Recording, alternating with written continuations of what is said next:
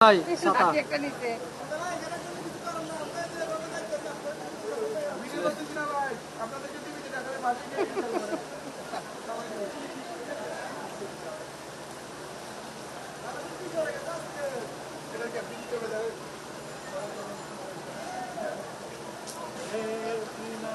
কাম করে করে কতদিন এই অবস্থা করে গাড়িটার।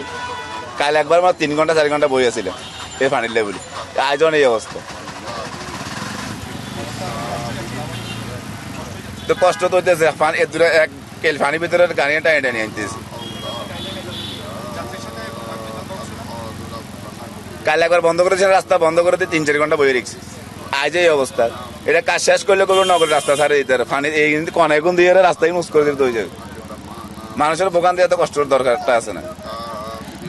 হ্যাঁ, গাড়ি চালাতে অবশ্যই কষ্ট হয়। দেখেন আপনার চট্টগ্রামের একটা মেন সমস্যা যেটা, এটা হচ্ছে আপনার জলাবদ্ধতার কারণে আপনার পানিটা দ্রুত যাইতে পারে না, যার কারণে রোডে পানি উঠে যায়, যার কারণে যানবাহন চলাচল খুব কষ্ট হয়। যেহেতু আমরা চাকরি করি, আমরা মুভ করতে পারি না, এক জায়গা থেকে অন্য জায়গায় আমরা যেতে পারি না, আমাদের লেট হয়, বুঝছেন।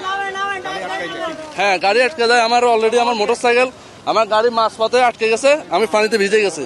আর পানিগুলো খুবই নোংরা পানি, যার কারণে এটা আমাদের যে কোনো একটা অসুখ বিসুখ ছড়াই দিতে পারে। এখানে অনেক পানি উঠছে পবতকর মোড়ে, মানুষের যাতায়াত করতে অনেক কষ্ট হয়।